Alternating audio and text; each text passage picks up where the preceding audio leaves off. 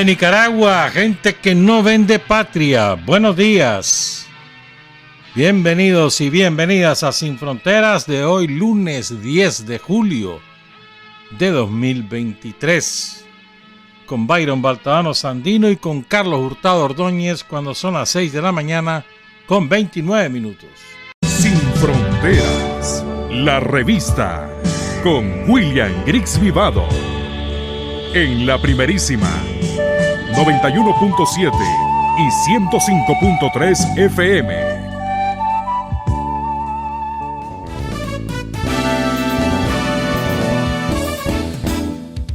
Sin fronteras para decir la verdad. Sin fronteras, trabajar, avanzar, combatir, vencer. Sin fronteras.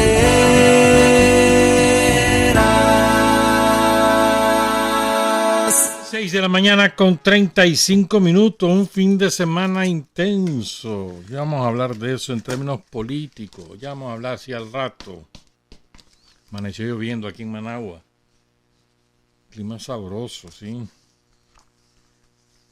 Bueno. Quiero compartir con ustedes un par de reflexiones recientes de dos personajes que no tienen nada que ver entre sí y una advertencia, preocupación del jefe de la CIA. Son cosas que vamos leyendo a lo largo del tiempo y creo que conviene, me parece a mí conviene compartirlas y reflexionar sobre lo que ellos plantean. Comienzo con el líder de Irán, el ayatollah Ali Hosseini Yamenei. Esta reflexión la hizo en un acto de masas. No sé si habrá sido algún culto, pero creo que no, donde él era el único orador.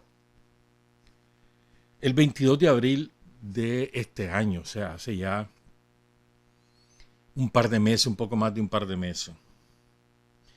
Y fíjense lo que es verdad, o sea, cómo los líderes de naciones que reivindican la soberanía nacional y su propio camino, independientemente si vos coincidís en las características del modelo particular, pero que son soberanas y que defienden esa soberanía. Es interesante cómo los líderes coinciden en los conceptos básicos del enfrentamiento con el imperialismo yanqui y sus colonias y las particularidades de los rumbos de cada país. Es muy interesante. Entonces, comienzo con esta reflexión del líder máximo de Irán. Recuerden que Irán es un estado cuyo líder es además cuyo líder político, el presidente, el jefe del estado, es también el líder religioso. Yamenei dice lo siguiente, después comentamos. Antiguamente, los colonizadores penetraban en los países mediante la acción militar. Cuando un colonizador quería tomar un país musulmán, penetraba en él con fuerzas militares y lo tomaba. Esa táctica, ese modo de actuar, no funciona ya hoy. Y los enemigos del Islam han entendido que con la fuerza militar no se puede hacer nada. Ya en estos últimos tiempos lo ha experimentado Estados Unidos en Afganistán y en Irak. Vieron que con la fuerza militar no les salían las cosas y cambiaron de estrategia. Optaron por otra vía. Lo que hacen hoy es, o consiste, en fingir, en adulterar, en mentir, en embaucar, en simular, en humillar a los pueblos, en que los pueblos recelen de sí mismos, en ocultar las capacidades, las excelencias y las virtudes de los pueblos. Hoy las tácticas son esas. Todos debemos ser conscientes de ello y saberlo. Debíamos estar al día en el conocimiento del modo de actuar del enemigo, de sus tácticas y de sus métodos de agresión. Hay cosas que hace 10 o 20 años es posible que las hicieran, pero que hoy ya no las hacen. Tienen otros métodos. Debemos dar con la manera de neutralizar esos métodos. O sea, parece que estuviera hablando de Nicaragua o de América Latina. Y es la realidad de Irán. Y es la conclusión a la que llegan en Irán. Y es exactamente lo mismo lo que ocurre no solo en América Latina y en Nicaragua en particular, sino en general en todos los países del mundo que se enfrentan desde la soberanía nacional a las potencias colonizadoras encabezadas por Estados Unidos. Es decir, ya la opción militar para los yanquis no está en la agenda, solo en última instancia. Y ahora con Ucrania inauguraron una nueva manera de hacer las cosas, utilizar a un tercer país para enfrentarse a un enemigo. O sea, no hacerlo directamente, sino utilizar a un tercer país y ganan de todas. Los muertos los ponen ese tercer país. El precio lo paga ese tercer país. Y el otro país no puede directamente involucrarlos a ellos porque están en la guerra con un tercer país. El caso de Rusia con Ucrania. Entonces es una nueva modalidad de las agresiones del imperialismo. Pero la norma general es esa. Es embaucar, como dice Yameni, ¿no? Embaucar, simular, humillar.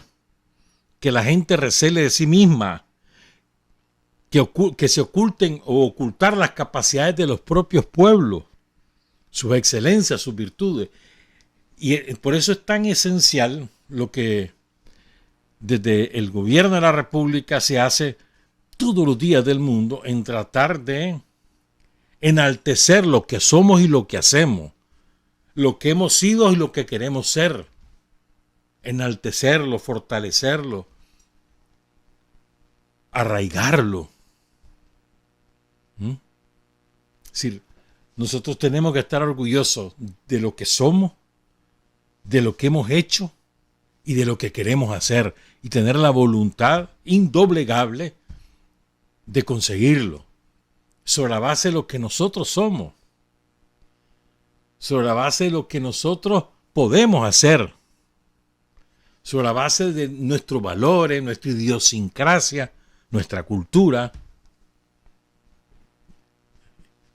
Y además advertir que tenemos muchas cosas que son excelentes, que son prodigiosas. Dejar de estarnos comparando, como es la manía de los yanquis, de imponernos, de comparándonos con otros.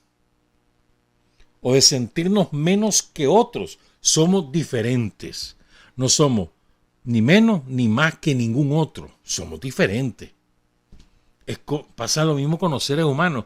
Nadie es más que el otro. Somos distintos. Lo que pasa es que en la cultura del capitalismo hay gente que se cree más que otra por el dinero que posee o por las propiedades que posee o por el poder que detenta.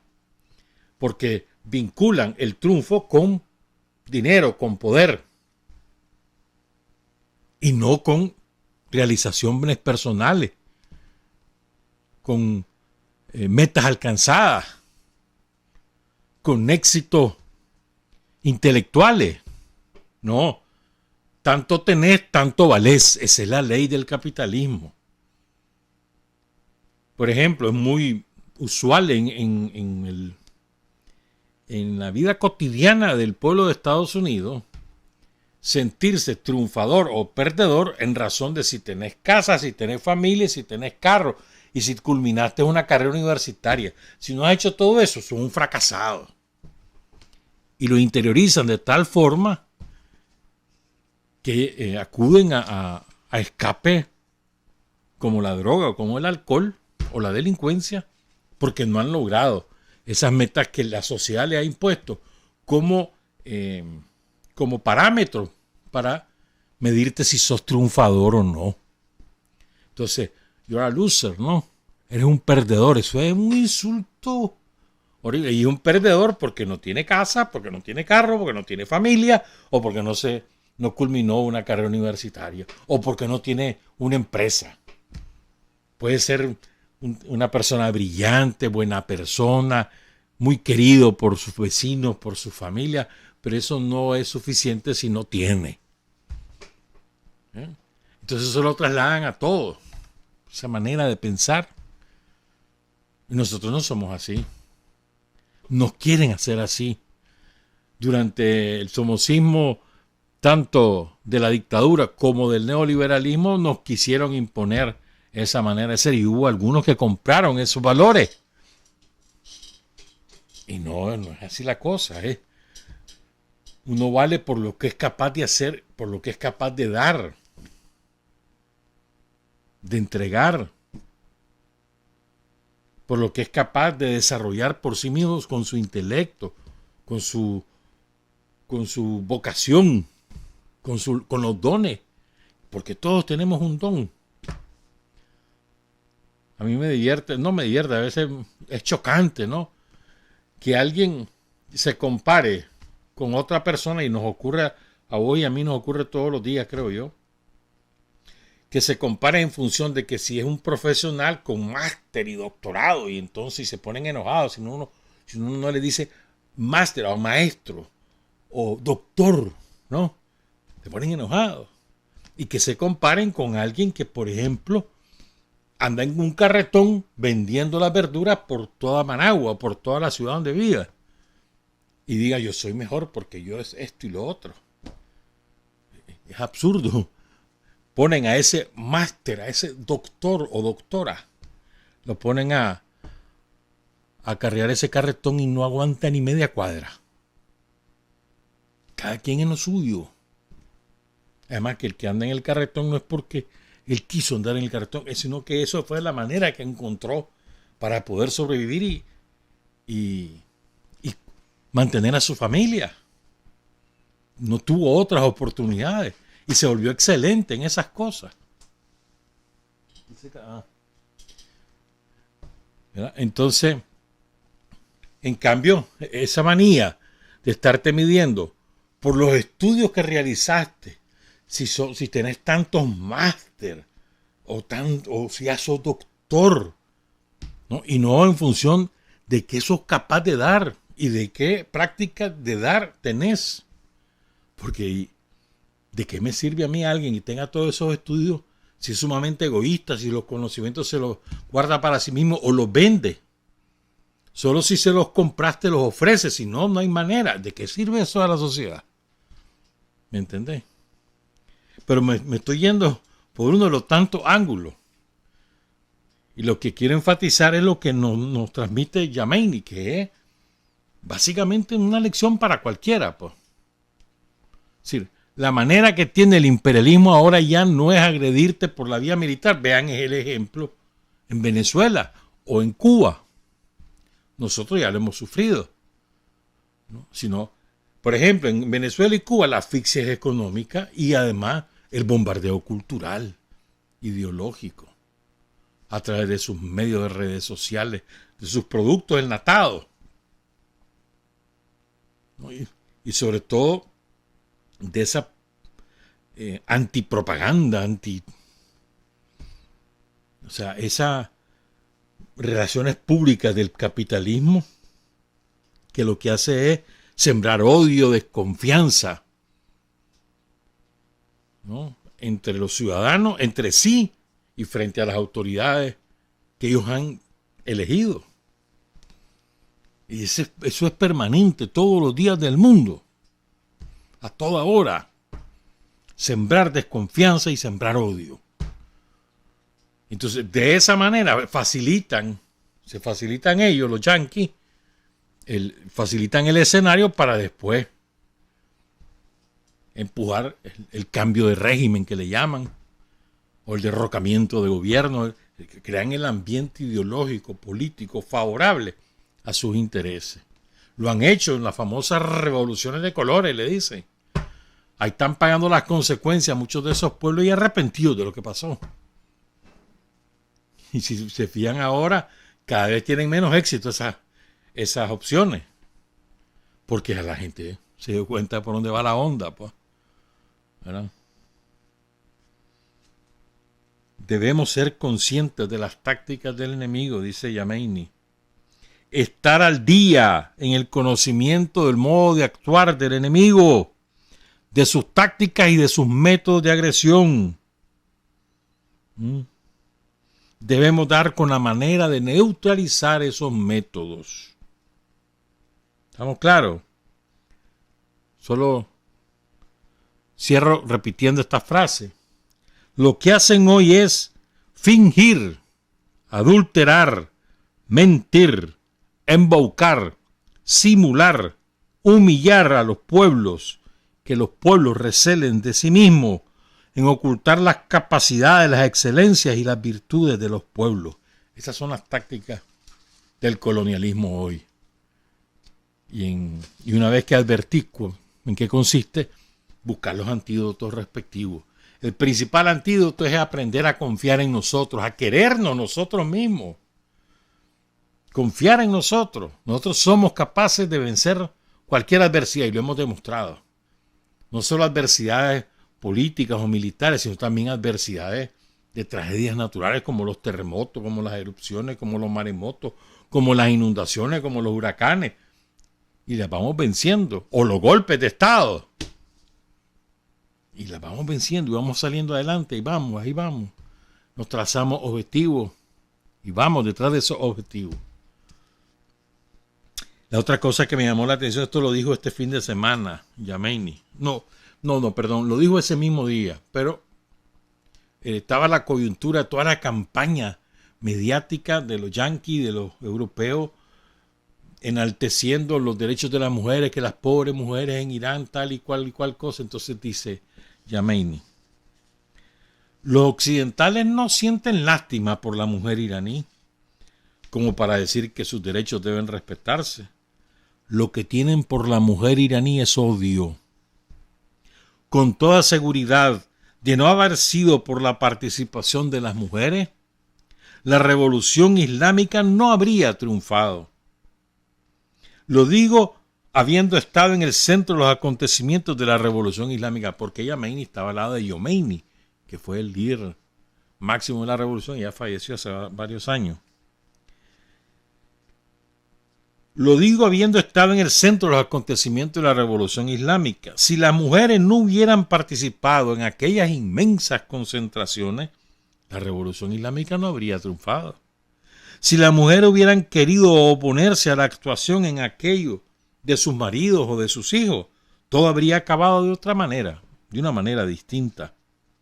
En la guerra de Saddam contra Irán, igual. Fueron ellos quienes avivaron aquellos arrojos y aquellos sacrificios en los corazones de aquellos jóvenes, de aquellos hombres. Y esos otros odian a las mujeres iraníes. Es muy interesante este ángulo. No es porque les tengan lástima, porque sean solidarios con las mujeres, es porque las odian por haber, dice Yamini, por haber ayudado a triunfar a la revolución islámica y a sostener la revolución islámica. Muy interesante. Son las 6:53. Ahora les quiero compartir otra reflexión desde otro ángulo con un personaje que no tiene nada que ver con Yamini y que es un personaje interesante. Esto pasa. Yo me acuerdo cuando hubo este escándalo esto. En 2010 apareció un canje que hubo entre Rusia y Estados Unidos. En aquel momento no estaban tan enfrentados. Y Rusia pidió a cambio a un matrimonio que había sido detenido en Estados Unidos, que se suponía que eran ciudadanos estadounidenses y no, eran rusos. Eran además agentes secretos que habían pasado viviendo en Francia, en Estados Unidos durante muchos años y que los descubrió pues la CIA después de haber hecho gran parte de su labor. Hoy en día pues viven una vida normal allí en Rusia, y en el caso de Andrei Bezrukov, es coronel del servicio secreto, primero de la Unión Soviética y ahora de Rusia. Ahora es catedrático universitario, escribe en Izvestia, Chispa, un diario que tiene muchísimos años. Entonces su nombre falso era Donald Hetfield y el nombre falso de su esposa era Tracy Foley. El nombre real de él, el nombre con el que fue bautizado, Andrei Bezrukov, y de ella Elena Stanislavovna Vavilova, ambos agentes del servicio secreto de Rusia. Interesantísimo. Ahora, pero bueno, entonces los detienen en junio de 2010 y un mes después los están canjeando por 4 ciudadanos rusos que eran agentes de los yanquis y estaban presos en Rusia. Perdón, por 9. Así fue, mano. Entonces, este hombre, Andrei Bezrukov, dio una entrevista este fin de semana. Y oigan qué interesante esto. Fíjense bien, ya nos decía Jamaini, hay otros métodos de los colonizadores, en la simulación, en la mentira, en la calumnia, etc. Ya les conté, ¿verdad? Ahora vamos con lo que dice Bezrukov, que es un hombre que conoce desde el interior al enemigo. Ya tiene 11 años, 13 años de haber salido de esa realidad.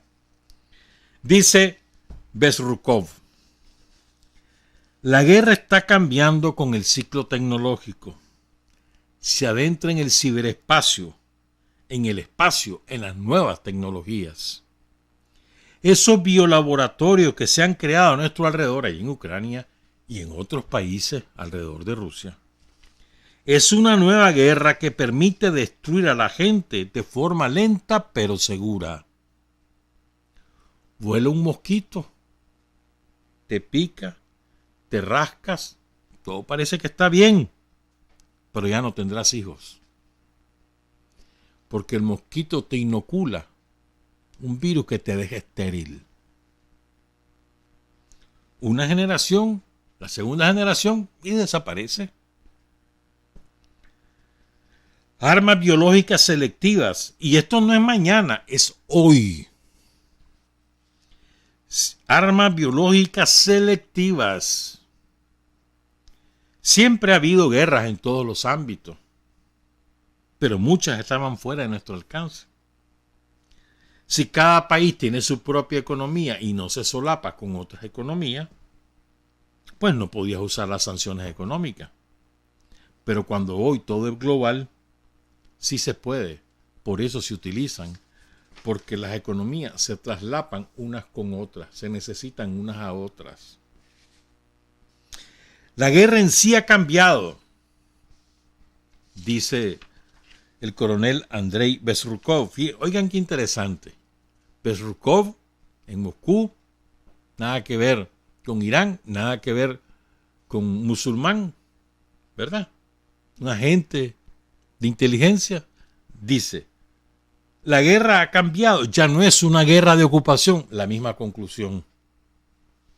Es una guerra para imponer su voluntad y es una guerra permanente. No hay una fecha clara en la que se pueda derrotar al enemigo.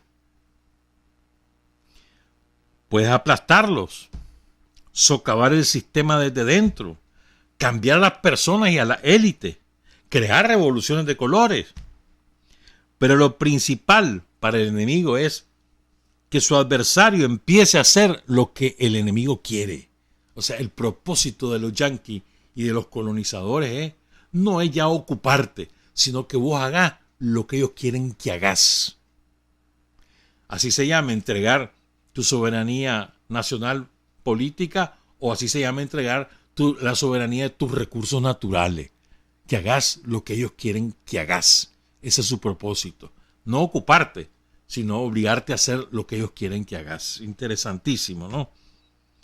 Las civilizaciones, dice el coronel Bezrukov, están en guerra, no los ejércitos, las civilizaciones. Es un concepto que hemos hablado en otras oportunidades, ¿no? Son las civilizaciones las que están en este momento en el plano geopolítico enfrentadas para conservarse a sí mismas e impedir que otras las destruyan. La civilización china, la civilización iraní, la civilización rusa, ¿no? La civilización india, la civilización latinoamericana. Interesante, sigo. Esto es lo que vemos en Ucrania, dice el coronel Bezrukov. Es una guerra por la visión del mundo. Por la historia, por ejemplo. ¿Fue el ejército soviético un ocupante o un libertador? Bueno, hubo un corte de segundos de energía eléctrica culpa de René Cano. Pero ya recuperamos. Entonces no podemos reanudar mientras no se reanude el video. Por eso tardamos un poquito. Les ofrecemos disculpas. No es responsabilidad nuestra, sino de Disnorte, Disur o de Enatrel, no sé. Pero la cosa es que hubo una interrupción momentánea del fluido eléctrico. Bueno, entonces les estaba diciendo, ¿no? Las civilizaciones están en guerra, no los ejércitos. Esto es lo que vemos en Ucrania. Es una guerra por la visión del mundo, por la historia, por ejemplo. Y dice el coronel Bezrukov, ¿fue el ejército soviético un ocupante o un libertador? Si fue un ocupante, entonces un polaco o un ucraniano que creció con la idea de que el soviético es malo, estará dispuesto a luchar contra los rusos. Miren qué interesante. Ahora, dice Bezrukov, el mundo anglosajón ha sido capaz de involucrarnos en la lucha en Ucrania. Lo han conseguido muy bien. Han enfrentado a dos naciones hermanas. Han roto los lazos con nuestros mejores clientes en Europa. Pero, ¿por qué han pagado el precio? Dibujando una línea divisoria. El sistema mundial que los alimentaba ya no es viable. Vemos cómo Arabia Saudita, Irán, Argentina, Argelia, Indonesia y México piden unirse al BRICS, al grupo de Brasil, Rusia, India, China y Sudáfrica, que por cierto la cumbre va a ser a finales de este mes, va a ser en Sudáfrica y va a ser presencial, o sea que podemos ver a Putin, a Xi Jinping y a los presidentes de estos 5 países, Lula incluido, en esa cumbre de Sudáfrica. Vamos a ver si va a ser así al final. Esto es muy simbólico, esa solicitud de incorporación. Argelia lo ha pedido, Egipto lo ha pedido, Venezuela lo ha pedido, Nicaragua lo ha pedido, no sé si Cuba ya lo pidió, incorporarse al BRICS. Entonces dice el coronel Bezrukov, no podrían sentarse un año esos que están pidiendo entrar al BRICS, ver quién gana y luego tomar una decisión. No, es que ya se han dado cuenta de que el mundo ha cambiado y tienen que jugar con esto y no con lo otro. O sea, es interesante, ¿no? Entonces fíjense bien, aquí hay varios ángulos.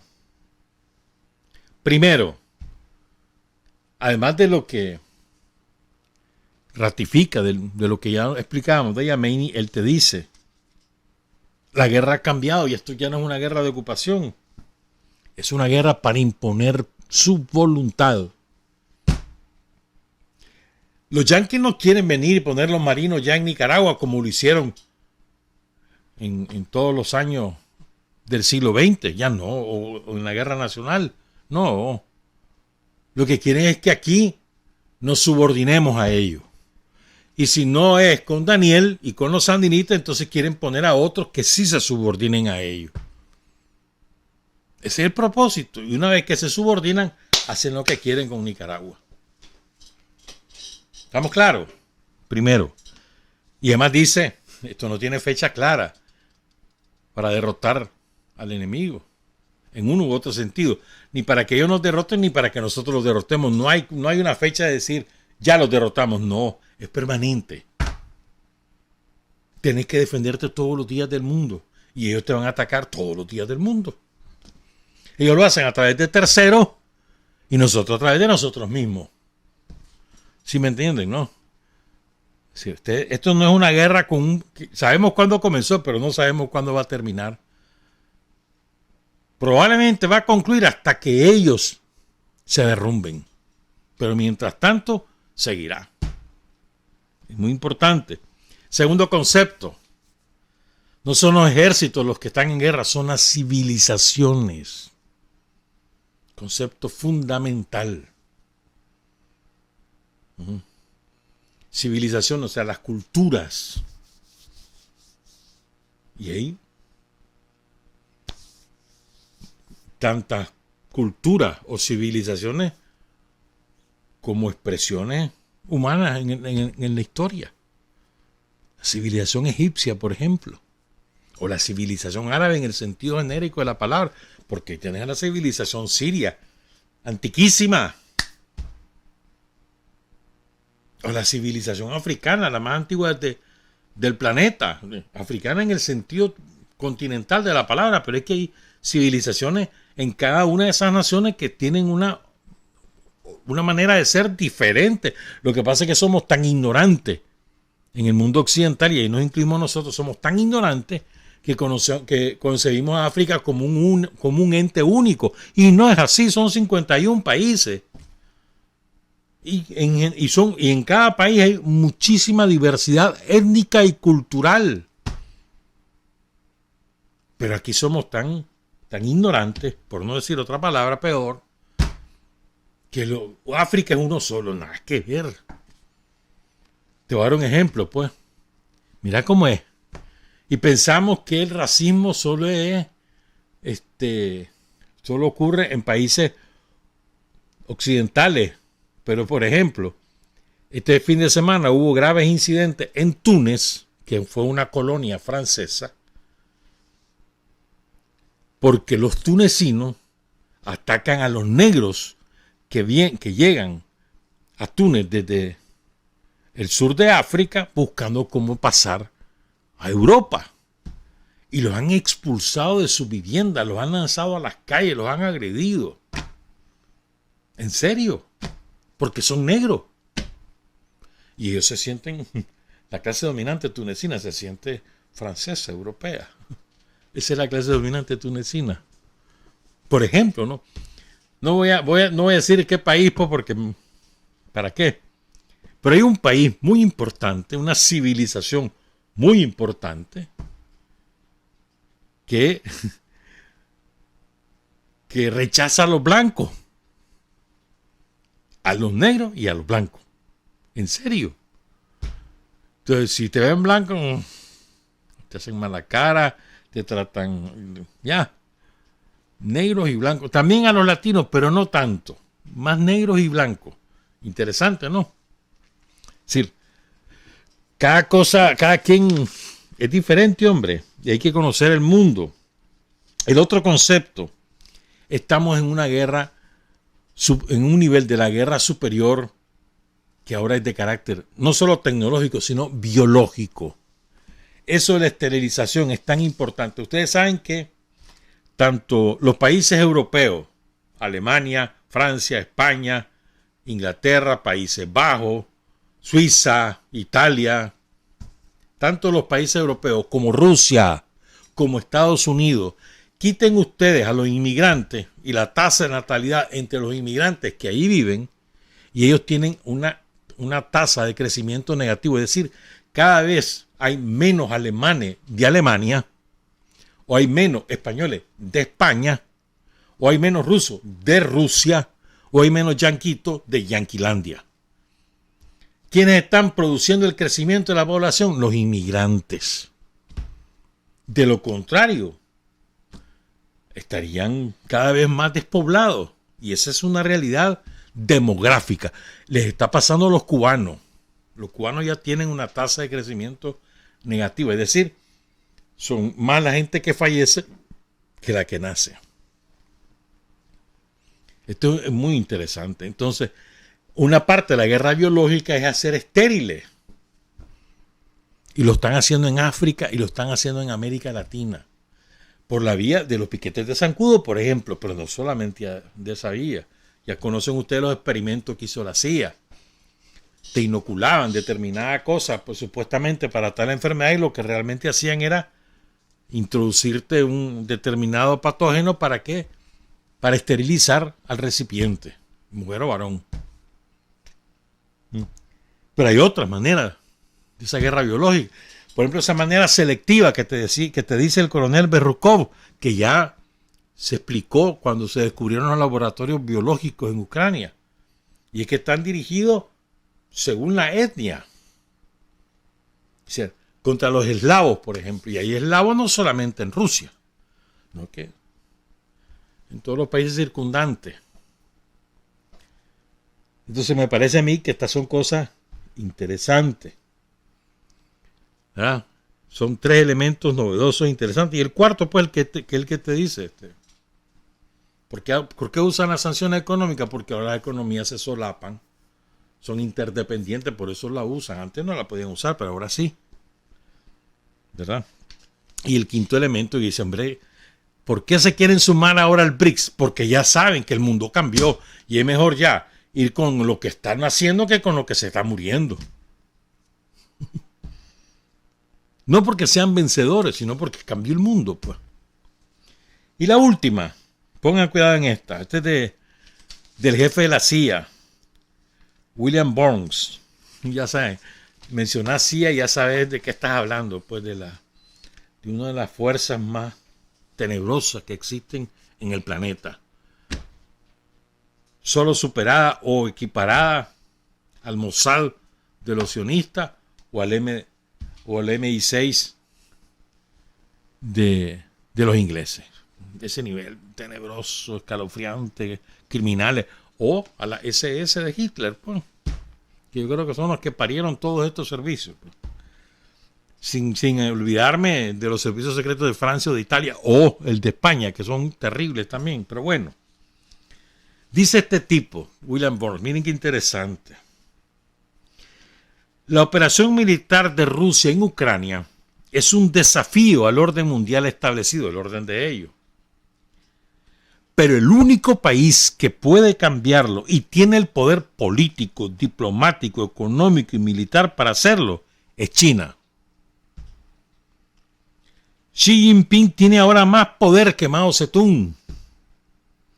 Y en lugar de utilizar ese poder, se queja el director de la CIA, para fortalecer, revitalizar y renovar el sistema internacional que ha contribuido a la transformación de China, Xi Jinping pretende rehacerlo. Esa es la queja.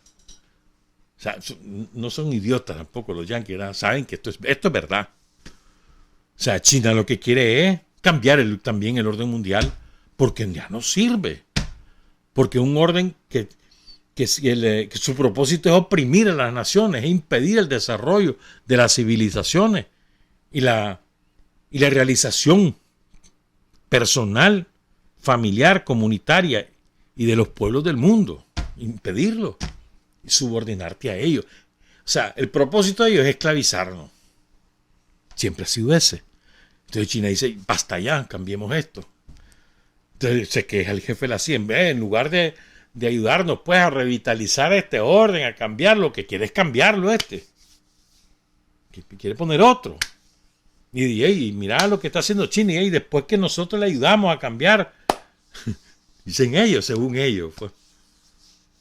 Y advierte una cosa, él sabe que, y además esto es cierto, pues, Xi Jinping tiene hoy un poder extraordinario en China.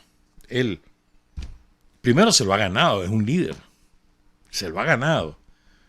Y segundo, tiene un proyecto, o sea, tiene una definición del proyecto, de lo que quiere hacer China de aquí a 2050.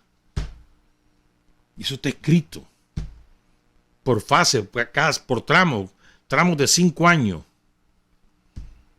de desarrollo de China. Y van en el desarrollo militar, tecnológico, científico, aeroespacial. ¿Sabes qué estaba viendo ahorita, hoy en la mañana, en la madrugada?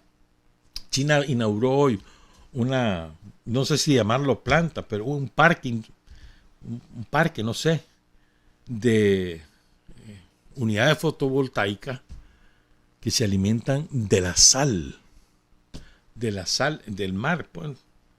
De ahí sacan energía eléctrica. ¿Qué te parece? Son capaces de hacer en 19 días un rascacielos de 19 pisos. ¿Qué te parece? O sea, China es otra cosa, hermano. Y los yanquis lo saben. Saben que ese es el enemigo a vencer. Interesante, pues vamos a hacer una pausa y regresamos con temas de nuestra historia. Son las 7:16. Hay hombres que luchan un día y son buenos. Hay hombres que luchan un año y son mejores. Pero hay hombres que luchan toda la vida. Esos son los imprescindibles. 7 de la mañana con 21 minutos. Les decía al principio del programa que este fin de semana fue muy intenso en actividades políticas. Lo de León el viernes fue de borde popular. ¡Qué bárbaro!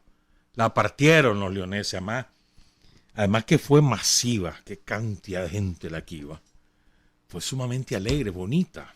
Yo estuve viendo videos y fotos y no sé qué y no sé cuánto. Me llamó un par de compañeros, una compañera y un compañero. Felices. Dice, muchísima juventud, ¿verdad? Y alegrísimo, celebrando la liberación de León, la derrota de la Guardia en el fortín de Osasco y el cuartel de la Guardia. Muy bonita. Hay que felicitar a los leoneses, al Frente Sandinista en León, que la partió en la organización de esa monumental celebración del 44 aniversario de la derrota de la Guardia en la ciudad de León, la primera ciudad liberada. Bueno, antes estuvo Condega, hay que ser justos. Condega fue primero. Pero bueno, Condega era un pueblo en aquel pueblo, ahora es una ciudad. Luego, eso fue viernes. Ayer fue la caminata que la hacen todos los años, incluyendo los 17 años del somocismo neoliberal. Todos los años los sandinistas de La Paz Centro hacen la caminata a Pancorba, que queda cerca del empalme de Izapa, como a unos 8 kilómetros de la ciudad de La Paz Centro, más o menos, poco menos quizás. Pero eso siempre me ha llamado la atención, ¿no? Cómo los sandinistas de de La Paz Centro son leales, hermano. Ahí nunca ha perdido el frente. Y es que tienen razones para ser leales. Les mataron tantísima gente ahí. Y entonces honran a sus caídos. Honran a sus caídos. Y fue multitudinario también ayer la caminata de Pancorba. Rinden tributo a los compañeros Enrique Martínez, Felipe López y Antonio Ulloa. Los tres cayeron ese día, el 7 de julio, ahí en Pancorba. ¿Por qué? A ver, ¿qué es Pancorba? Es una loma, pues. Entonces ahí lo que hizo fue la unidad de combate, Carlos Agüero, le dieron la misión de retener los convoyes de la Guardia que pretendían llegar a la ciudad de León a reforzar a los que estaban perdiendo el fortín y el cuartel. Entonces su misión era frenarlo e impedir que pasaran. Y lo lograron los compañeros. Ahí estuvo Raúl Cabeza, que después muere en un accidente de tránsito en la ciudad de León. ¿Verdad? Entonces ahí el 7 de julio caen 3 compañeros. Felipe López, que se integró al comando guerrillero de Amatitán, ¿verdad? Recibió un entrenamiento rápido, lo que se llamaban las clínicas, ¿verdad? Y luego se fue a las lomas de Pancorba. Murió a los 17 años, un chavalito, Felipe López. Enrique Martínez, estaba en el comando de las parcelas. Lo mismo. Se incorpora a la unidad de combate ahí en Pancorba. Y cuando cae en combate el 7 de julio del 79, tenía 17 años, 2 chavalos de 17. Y el tercero era ya un veterano del frente, Antonio Ulloa, ¿verdad? Que tenía algunos años de pertenecer al Frente Sandinista, se integró también al comando de Amatitán y muere durante esos 2 días de combate que hubo ahí en Pancorba. Fue 6 y 7 de julio hasta que la Guardia incluso bombardeó con aviones. Los Puchampur llegaron ahí. Y Antonio tenía 22 años, el mayor de los 3, el día que cae en combate. Honor y gloria a Antonio Ulloa, a Enrique Martínez y a Felipe López, héroes de Pancorba, La Paz Centro, y saludos a los sandinistas de La Paz Centro, la partieron también. Aquí en Managua hubo marcha, estuvo buena, pero no en Estelí también, bueno, en muchos lados, en casi todos los lugares, pero la de León se la ganó a todos, ¿oyeron? Les puso el listón muy alto en masividad y en alegría. Ahora les quiero contar 2 eventos. A ver si nos da tiempo, creo que sí, si no se lo vamos a robar a Omar. Quiero contar lo del barrio 14 de junio de Managua. Lo vamos a hacer de la mano de la madre de uno de los caídos, Nieve de Los Ángeles Zavallo. La entrevistaron para una página de Facebook que se llama Firmes por la Paz. Ella tiene ahora 83 años. Estuvo ahorita el 14 de junio ahí recordando a su hijo. Lúcida, militante, participando,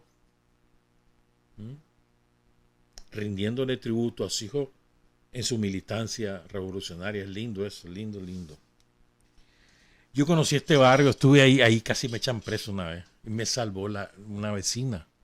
En serio. Andaba con la Vilmarea. Saludos, Vilma. Entonces andábamos en una marcha por el alza de la leche y del bus. ¿Verdad? El bus había pasado de 5 reales a 75 centavos y la leche había pasado a $1 el litro, imagínate. Pero era un alza para aquellos tiempos, golpeaba. Entonces hicimos una marcha, los estudiantes, era una tarde-noche. Claro, en esos tiempos, el barrio que hoy se llama 14 de junio se llamaba el barrio La Luz. Ese barrio es interesante, era como un semirural. No había una sola calle adoquinada. Y las casas todas eran casas de tablas o de lata, pero tenían como ocurre en los pueblos, tenían su patio grande, cerco de alambres de púa. Y eso fue lo que me salvó a mí, el alambre de púa. Es mentira, mamá. Me hizo paste, pero me salvó. Entonces, la Guardia, cuando vamos, ya Plaza del Sol era un centro comercial. Pasamos ahí y la Guardia nos está esperando en el Andrés Bello. Un poco más hacia arriba. Entonces salimos el chavalero, ¿verdad?, para el barrio La Luz. Ahí nos sigue la Guardia en sus camiones. Aquel polvazal, me acuerdo. Y entonces todo el mundo busca como escapar, pues, como huir. Éramos chavalos estudiantes. Y chavalos de los barrios también, pues, y era por La Luz, por la leche y por el pasaje del bus. La cosa es que en una de esas yo me tiró un cerco, un alambre púa, no sentí ningún dolor, ¿oíste? Después fueron las consecuencias. Y la señora me abrió la puerta de su casa y me salvó. Me dice, váyase al patio. Llegó la Guardia, allá está escondido en el patio. La señora dijo, aquí no hay nadie, miren, aquí no hay nadie. Y ya se fue la Guardia. Y después salir de ahí fue una aventura también, pero eso es otro cuento. Lo que quiero decir es que ese barrio era así como te lo estoy contando, ¿ya? Colinda con Colonial Los Robles, hacia el sur y hacia el oeste, ¿no? En el extremo suroeste. Entonces, ¿qué pasó el 14 de junio de 1979? Lo cuenta Nieve de Los Ángeles Zavallos, la mamá de uno de los 4 muchachos asesinados, de Ariel Zavallos Calderón. Se lo contó a esta página de Facebook, Firmes por la Paz. Ella es originaria de Nagarote. Nació el 19 de mayo de 1940. Acaba de cumplir 83 años. ¿Ya? Ariel, su hijo, tenía 17 años cuando cae combatiendo a la guardia. Murieron ese día 4 chavalitos. Seila Marina Fonseca Pérez tenía 13 años recién cumplidos. 13 años. Marlin Rivers, 15 años. Ariel Zavallos Calderón, el hijo de María de Los Ángeles, de Nieve de Los Ángeles, perdón, tenía 17 años. Y el mayor de ellos era César Chamorro, que le decían Cheche. Tenía 20 años. Ese día la guardia estaba en el colegio Andrés Bello, que queda donde es ahora el Banco Produzcamos, allí, en la pista del Plaza del Sol, hacia arriba. O sea, hacia abajo de la Rotonda La Virgen. No, la Rotonda Cristo Rey, perdón. La Rotonda Cristo Rey. Bueno, entonces, los chavalos habían puesto 2 trincheras. Y allí en el barrio, una donde ahora queda el Colegio José de la Cruz Mena, y ahí una abajo, y la otra al norte de la misma trinchera. A Ariel le tocó estar pasando información dónde estaba la guardia y no sé cuánto, toda la noche del 13 para el 14.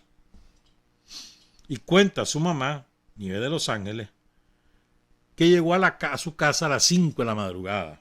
Desvelado. ¿Verdad? Le dice a su mamá, voy a dormir un rato, ahí me deja dormir un rato, 1 hora voy a dormir. ¿Qué va a hacer? A las 7 de la mañana estaba en pie. ¿Verdad? Y la mamá no quería que el chaval volviera a salir, pues. Pero el cipote dice, no hombre, yo tengo que ir a ayudar a todos los que se quedaron en la trinchera, los voy a relevar. Ahí pasaron toda la noche, no han dormido, yo voy a ir a sacarlos, que vayan a descansar. Entonces se bañó y le pidió comida a la mamá. O le preguntó a la mamá si tenía comida. Ahí tenía hospedada la señora, doña Nieves, a una familia vecina. Porque, bien, miren cómo es. Porque como te contaba al principio, las casas ahí eran muy frágiles. Entonces, como la guardia disparaba sin ton ni son a cualquiera que le caiga. Entonces, la casita de la familia era muy frágil y los balazos penetraban. Entonces, tenían un chavalero. Entonces, doña Nieves les dio al ojo en su casa porque su casa era minifalda. Entonces, tenía más, y de madera. Entonces, tenía más defensa. Entonces, ahí tenía la familia alojada y le hacía la comida. ¿Verdad? Y además, doña Nieves en su casa tenía un murito que ayudaba, que defendía pues de las balas de la guardia. Ya no me acordaba que así se hacían los frijoles cocidos. ¿Eh? Dice, le preparó la comida a todo el mundo. Era frijoles cocidos con el arroz para que reventara adentro. No me acordaba, es verdad. Así es. Y un huevito cocido para cada quien. Entonces él, Ariel, agarró su huevo y lo frió, pues. Huevo frito lo comió. Y todavía le dice, adelánteme la comida y el almuerzo. Eso, lo que va a haber es arroz y frijoles. Es lo que tengo. Y ya se fue el chaval. No le gustaba tomar café. Entonces lo que le hacía la mamá era un tibio. Pero ese día le dijo que no quería tibio. Que no sabía si iba a volver. Porque la guardia que anda cerca. ¿Ah? Se fue a la trinchera. Al mediodía. Doña Nieves que ya tenía lista la sopa. Entonces se fue a avisarle al chavalo. Mira, vení, comé que ya tengo lista la comida. Váyase, mamá. No, mira que aquí anda la guardia. Entonces La mamá se fue. Como a los 15 minutos oyó la balacera. Y ahí murió, en la trinchera, Ariel. Miren qué interesante esto. Era más o menos como 10 para las 12 del 14 de junio. Entonces los chavalos inteligentes, hermano, habían preparado una ruta para huir, ¿sí? No podían resistir la embestida de la guardia. Entonces, en esa ruta era hacia el sur. Entonces, hacia el sur había una casa, el muro de una casa de la colonia de Los Robles.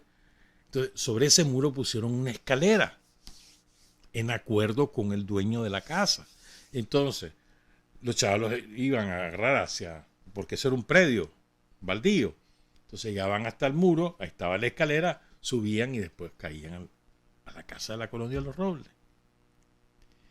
Pero al dueño de la casa le dio miedo de cuando oye la balacera y fue a quitar la escalera. Entonces, la guardia entra al barrio, los chavalos salen en la ruta de escape, Ariel se queda en la trinchera, defendiendo la trinchera y a los muchachos para que les dé tiempo de huir. Ahí cae Ariel y el chavalero sale para la escalera del muro, no la encuentran. La niña, la muchachita, sale corriendo para una casa, la agarra la guardia. 13 años, ¿eh? Le hacen las chanchadas que te podés imaginar y después la matan y destrozaron el cadáver de la niña.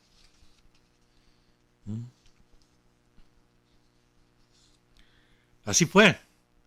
Cuenta Nieve, ¿verdad? Que mientras ocurrían todas estas cosas, ella no se da cuenta de lo que está, que ya murió su hijo, tampoco se da cuenta que el chavalero no pudo llegar al muro ni tampoco pasarlo. Ella no se da cuenta de eso, sino que la guardia llega a la casa de ella.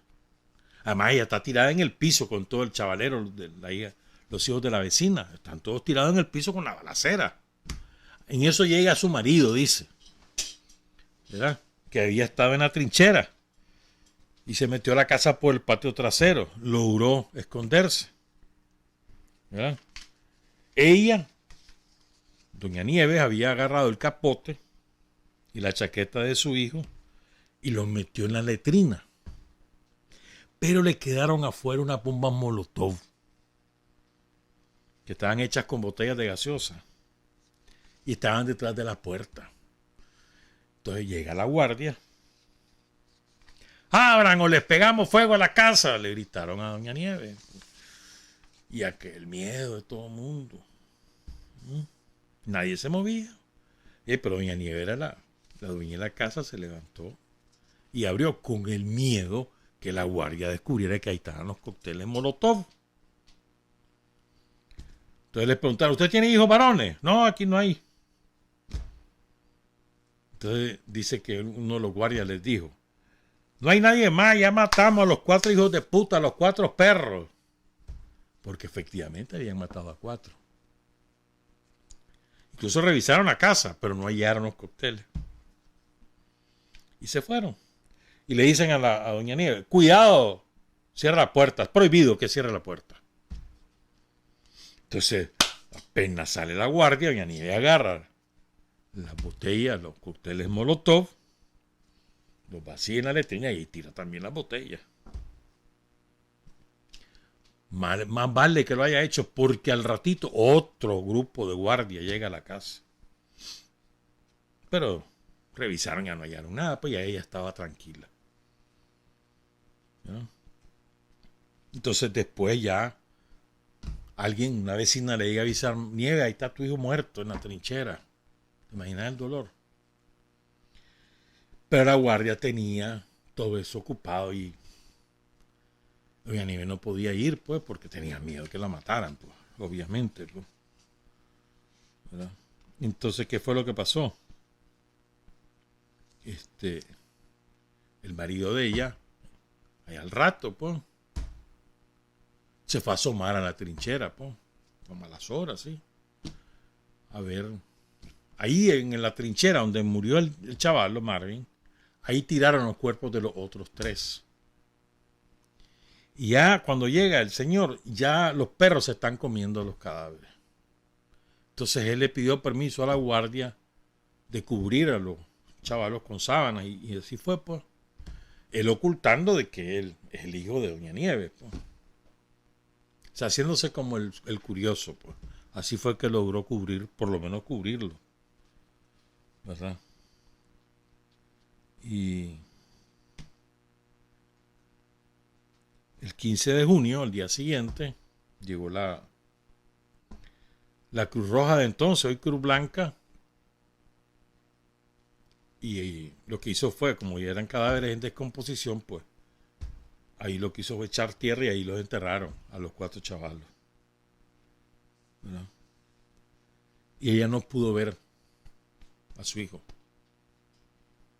Y dice, hace 44 años de eso. Y ella nunca lo superó. El dolor de haber perdido al hijo en primer lugar. Segundo, ni siquiera haberlo podido ver. Dolor y sufrimiento es eso, hermano. ¿Verdad? Dice Nieves de Los Ángeles, que entre esos guardias habían hondureños, que ahí andaban los del Condec. Que ella distinguió el tono de la voz, el deje, pues el acento que decimos, y que ahí habían hondureños. Casi un mes después del triunfo, vino el triunfo, etc. El 14 de agosto, ¿verdad? Al cumplir 2 meses de caído su hijo, exhumaron los cuerpos de los chavalos. Ella se llevó a su hijo a Nagarote, su tierra. Le hicieron una misa. Y dice que ahí año con año en Nagarote se hace una misa por su hijo. Año con año. Y además hay un barrio que así se llama, el barrio Ariel Zavallo. Y hay un puesto de salud que así se llama, Ariel Zavallo. Hace poquito la alcaldía lo renovó, allí en Nagarote, en el sector 2. Y ese día, el 14 de agosto, bautizaron el barrio. Ya no se llama el barrio La Luz, sino el barrio 14 de junio. A mí me cae mal que hay algunos compañeros sandinistas que escriben el barrio 14 de junio, antiguamente La Luz. Hermano, se llama 14 de junio. Tiene 44 años de llamarse así. 14 de junio, ya está. Está como que le dicen al barrio Walter Mendoza La Chispa. ¿Qué? Se llama Walter Mendoza. Arriba queda otro que ahora se llama La Chispa. Pero el barrio original se llama Walter Mendoza. Pero bueno. Dice Nieves, cuenta con orgullo, que el primer barrio que tuvo las calles adoquinadas después del triunfo de la revolución fue su barrio. Y es verdad. Todas las calles las adoquinó la Junta de Gobierno Municipal, que era en aquel entonces. No me acuerdo quién estaba. Creo que es Hassan, ¿no? Pero bueno, adoquinaron todas las calles. Después vino el alumbrado público, la energía eléctrica y demás. O sea, fue el primero, ¿ah? Y te imaginas el orgullo de la gente ahí, viendo todas sus calles adoquinadas. Porque antes del triunfo le tenían hambre a todo ese predio, que son como 4 o 5 manzanas, le tenían hambre los dueños de la colonia Los Robles, para extender hasta ahí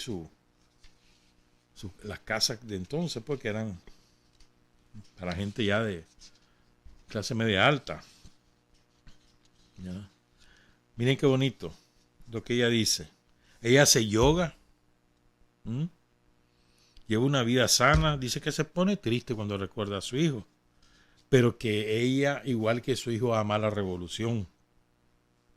Una de las cosas que más le gusta, cuenta a Firmes por la Paz, y la protección al medio ambiente, a la naturaleza, porque ella es naturista, ¿no?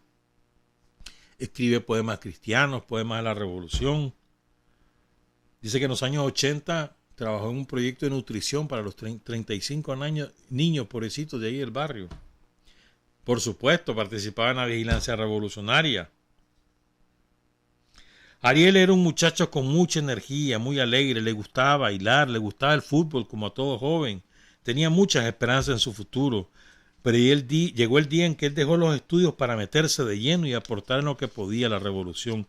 Él no pensó si moría o no. solo quería ayudar a su país. Él cae un 14 de junio haciendo su trabajo dentro de la barricada. Y oigan esta frase de Nieves de Los Ángeles.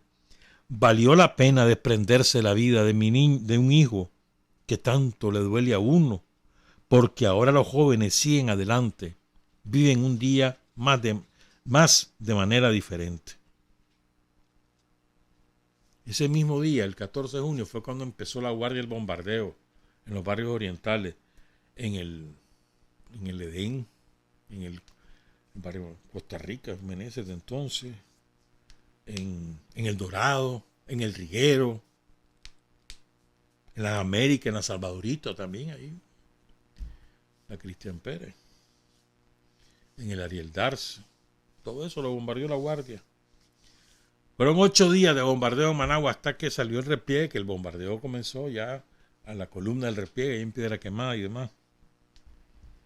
Ese mismo día, el 14 de junio, fue la masacre del Quilocho. Ahí mataron a 44 chavales, ya lo contamos eso aquí. 44 en el Quilocho, ahí en la carretera sur. Ese mismo día cayó en Catarina Marta Navarro, monimboseña. Bueno, saludamos a Nieves y honor y gloria a los 4 chavalos del barrio 14 de junio. Seila Marina Fonseca Pérez, 13 años. Marvin Rivers, 15 años. Ariel Zavallos Calderón, 17 años. Y César Chamorro Cheche, de 20 años. Honor y gloria. Y ahora les quiero relatar. Son las 7:47. Vamos a pasarnos de las 8. Permiso a Omar García. Porque esto sí lo tenemos que contar. Porque este fue el inicio de la incorporación masiva del pueblo de Jinotepe a la lucha contra la dictadura somocita. Y yo diría que incluso de casi todo Carazo. Ocurrió el 9 de julio de 1978. Ya estás hablando un año antes del triunfo de la revolución. El 11 o el 12 fue lo de San Marcos. Ahí estuvimos también. Ahí los chavalos se habían tomado la iglesia de San Marcos y la guardia los mató dentro de la iglesia, con el permiso de los curas. Nos tocó ir ese día. Una cosa espantosa fue eso. Bueno, con la Vilma andaba también. En Jinotepe, en Carazo, estaba de responsable del Frente Sandinista el hoy general de ejército Julio Avilés, entre otros compañeros. Entonces, habían tomado la decisión estaba la efervescencia en el país por la libertad de los presos políticos. Ya se había triunfado, ya se había triunfado en la huelga nacional de los estudiantes, cuando la fundación de la Asociación de Estudiantes de Secundaria, para que cesara el aislamiento de Marcio Jaén y Tomás Borges. Para Marcio y Tomás, que no los aíslen más. Esa era la campaña. Había habido una huelga de hambre donde estuvo doña Albertina, la mamá de Marcio, Silvia Ferrufino, un montón de madres, ahí en la Cruz Roja, antigua Cruz Roja, ahora hoy Cruz Blanca. ¿Verdad? Entonces, se había triunfado, pero había una efervescencia. Entonces el chavalero tenía tomada los colegios, la normal, ahí en Jinotepe. ¿Verdad? Había agitación, ¿verdad? Entonces, ahí en Carazo murieron una cantidad enorme de chavalos. De verdad que voy a leer algunos nombres de los caídos.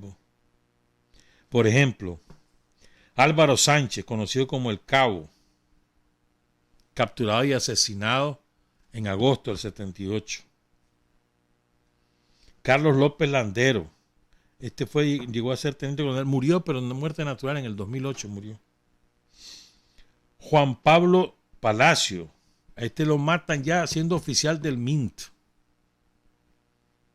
Ahí en la frontera sur, la contra lo secuestró y lo asesinó. Luis Manuel Cárdenas cayó en un operativo de recuperación de armas. Carlos José Sosa Sandino cayó el 10 de agosto del 78. Andaba la guardia en operación buscando cómo limpiar de sandinista en el barrio San Felipe. Dice que cuando rescataron el cuerpo de este chavalo, tenía 18 años, estaba bayoneteado, o sea, totalmente pasconeado el cuerpo del chavalo, moretones por todos lados, lo habían torturado. Freddy Solano cayó en el Cacao, una comarca de Santa Teresa. Después han muerto posteriormente gente de la época. Fernando Luna murió en el 90 en un accidente. Era oficial del MINSA, de Jarquín. En el 2000, Alan Zúñiga, Alan Diablo. Era un extraordinario combatiente que mantuvo la llama viva del frente allí en Jinotepe durante todos los años del somocismo neoliberal. Fue presidente de la AE, murió hace 2 años, Alan. Hay el hijo de un somocista que se llama Luis Vanega. Se mete al frente siendo hijo de un somocista, sobre todo después de la insurrección de septiembre. Lo agarró la guardia y lo mató allá en el kilómetro 50 de la carretera sur, y hay un barrio que lleva su nombre. A Álvaro Sánchez, que le decían el Cabo, la guardia hizo un operativo allí en la universidad, allí en Carazo, que era centro universitario de la UNAM. Hizo un operativo que lo encabezó Ronald Samson, un maldito asesino, ojalá que se haya muerto, es desgraciado. Entonces creo que incluso lo ejecutamos nosotros a Samson, no me acuerdo. Bueno, el caso es que llega Samson con la EI y este chavalo, Álvaro Sánchez, logra escaparse, se refugia en una casa. Pero lo soplaron. Los sapos somocistas lo denunciaron, lo sacó la guardia. Se lo llevaron a la Hacienda del Porvenir, que es por donde estaba Gertilandia, en esa zona, que era de Somoza, y era el centro de tortura y operaciones de la guardia. Lo que fue el San José Nostran, que era la Hacienda del Porvenir en esa época. Por ahí cerca, tiraron el cadáver, lo torturaron, hicieron paste al pobre chaval. Y después tenía como 50 balazos en el cuerpo, porque lo ametrallaron. Otro chavalo que murió, Luis Manuel Cárdenas López, el 8 de octubre de 1978 en la comunidad de Labra. Bueno, el caso es que entonces habían tomado la iglesia San Antonio, ¿verdad? Y Julio Avilés estaba a cargo de la operación. Incluso ese día, el 9 de julio, o un día antes, el mismo día o un día antes, ocurrió una tragedia, pues, porque se va un grupo de chavalos a atacar el comando, una de las células, pues, que estaban apoyando a los cipotes que estaban en la iglesia, se van a atacar el comando. Y entonces, un chavalo que se llama Marcelo Morales iba a lanzar una bomba de contacto al cuartel, pero le aprieta demasiado y se le estalla la bomba en la mano. Se la despedazó. Terrible, mano. El caso es que para el domingo 9 de julio están tomados los colegios y las iglesias, ¿verdad? Pero ya el frente había orientado la desmovilización. Iban a hacer una manifestación ese domingo que iba a pasar por las iglesias y los colegios tomados y aprovechar que pasaba la manifestación para que los cipotes salieran de los respectivos locales, se confundieran con los manifestantes y la guardia no los agarrara. Así se hacía normalmente. Entonces ese día ya se iban a desmovilizar, ¿verdad? Y ese día se estaba haciendo un mitin ahí en lo que hoy es la esquina del Bampro, ahí en Jinotepe, y sonó una bomba en el sector del Portón, por el mercado, al otro lado del mercado. Se arma la balacera. Entonces el chavalero que andaba en la manifestación, que iba a andar de guerén en guerén, de iglesia en iglesia y de escuela en escuela para sacar a los que estaban adentro, se repliegan hacia la Plaza Santiago. ¿Verdad? Ahí andaba con ellos Mario Álvarez. Mario Álvarez ya era un clandestino del frente. Él llevaba una pistola. Incluso Mario Álvarez había estado en Diriamba en una recuperación económica como una semana antes. Y la seguridad lo tenía fichado. Seguramente, pues. Era clandestino, aunque llegaba a Jinotep, incluso ya era la familia a veces, pero estaba quemado Mario Álvarez. Incluso se cambió de capucha con otro compañero. Él andaba una de bramante, se puso una capucha negra, ¿verdad? Y así se fue. Se va adelante, ¿verdad? Porque les avisan que ya la guardia está atacando la normal. Es domingo, recuerden. Domingo 9 de julio. Entonces Mario se adelanta, como él anda armado, se adelanta buscando la normal.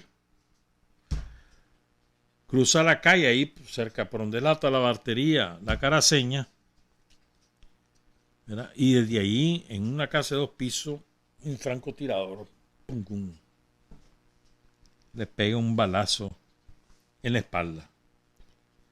Incluso él sigue con el balazo y sigue. Va buscando cómo huir, pues ya. Hasta que cae. Ahí frente a Juan León. Había una casita de adobe y una tienda, ahí cayó. Ahí se derrumba y ahí fallece. Ahí fallece Mario Álvarez.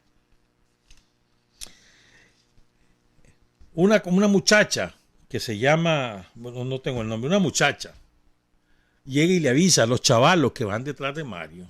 Le dice, llorando, que acaban de matar a otro chaval. ¿Y saben lo que les entrega? Ay, es que es espeluznante.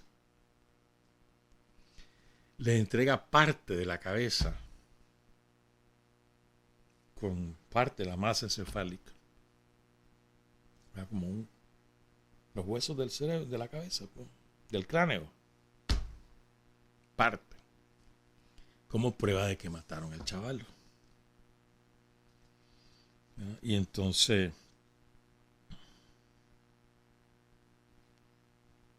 lo pusieron en una bolsa y se fueron a esconder.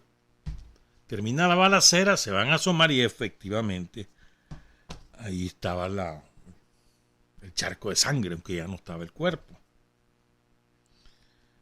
Entonces ahí los vecinos logran identificar que el que mataron es a Marlon Calderón. Pero la balacera iba y venía. Incluso se fueron, los chavalos se van con esa bolsa plástica donde va parte del cráneo de Marlon y la masa encefálica. Se van a denunciar lo que está pasando en los mercados, a todos lados, y la gente se indigna.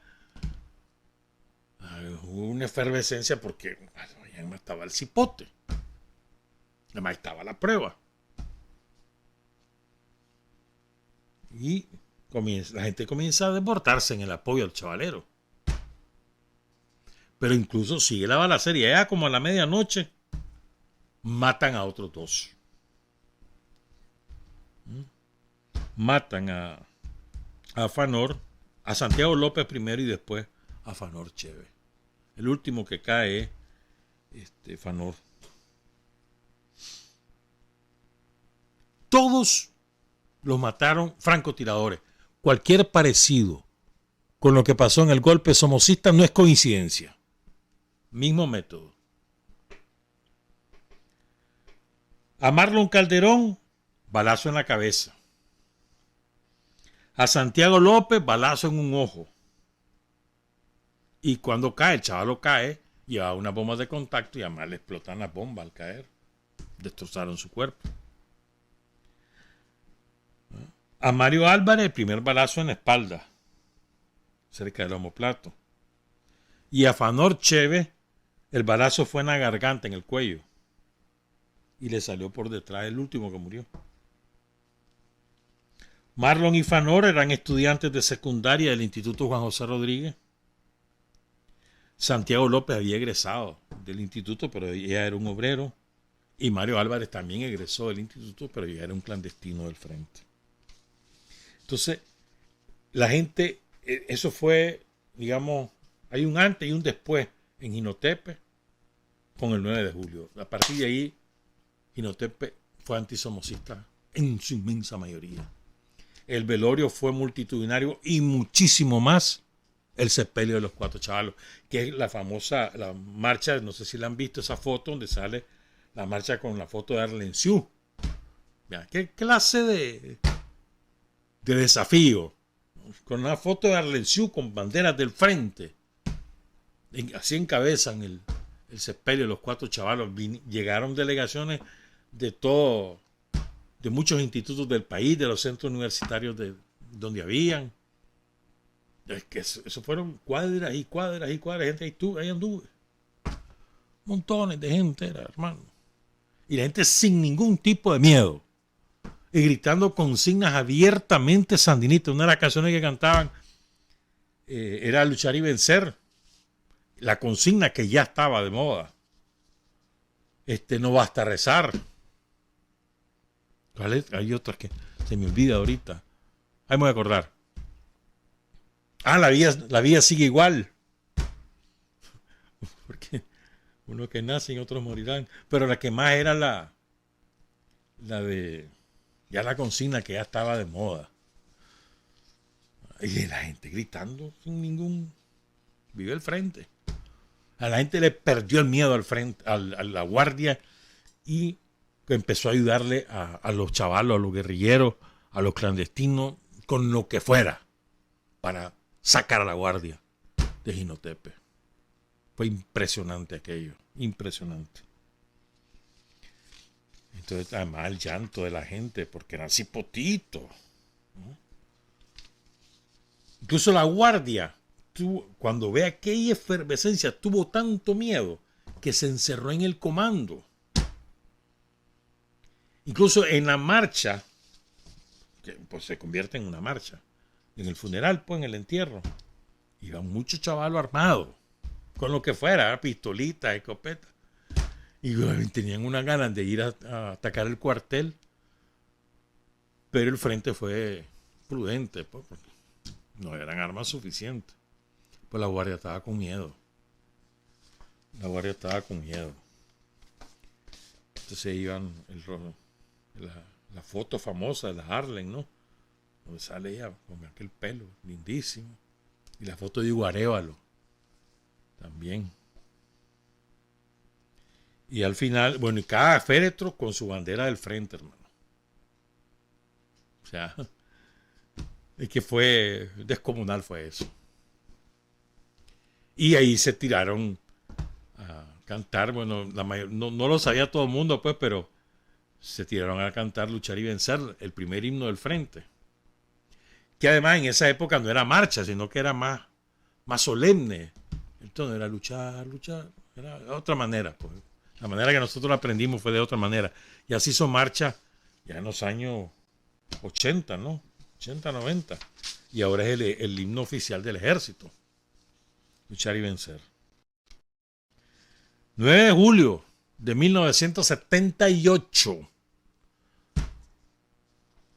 Cuando el pueblo de Jinotepe decide, hasta aquí llegó la dictadura, costó sangre, pero la dictadura se fue. Honor y gloria a Hugo Santiago López González, nacido el 5 de marzo de 1953. Tenía 25 años cuando lo mata la guardia. Marlon A. Calderón, nacido el 3 de junio de 1962. Tenía 16 años cuando lo mata la guardia. Mario José Álvarez Rojas, nacido el 4 de junio de 1959. Tenía 19 años cuando lo mata la guardia. Y Alberto Fanor Chévez Cuadra, nació el 8 de agosto de 1963. Tenía 15 años, menos de 15 años. No los había cumplido cuando lo mata la guardia. Honor y gloria. Saludos a todos los... Qué lindo el mural que le hicieron a los muchachos ahí en el Instituto Ernest Hallman. Se lucieron los de INATEC. Yo no sé quién lo hizo, pero está precioso. Los 4 retratos, está una síntesis, una sinopsis de lo que de cómo fue que los mataron, se lucieron. Ojalá que así se haga con tudito, hermano. Hay que felicitar a los compañeros de INATEC, a los estudiantes, a las autoridades de INATEC de allí, del Ernest Stallman de Jinotepe. Honor y gloria a nuestros héroes y mártires. Trabajar, avanzar, combatir, vencer, patria y libertad. Revolución es sentido del momento histórico. Es cambiar todo lo que debe ser cambiado.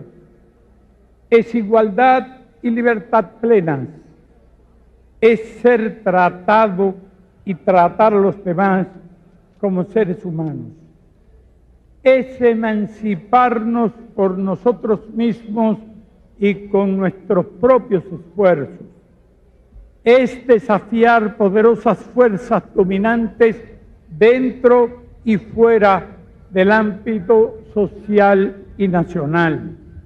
Es defender valores en los que se cree, al precio de cualquier sacrificio. Es modestia, desinterés, altruismo, solidaridad y heroísmo. Es no mentir jamás ni violar principios éticos. Es convicción profunda de que no existe fuerza en el mundo capaz de aplastar la fuerza de la verdad y las ideas.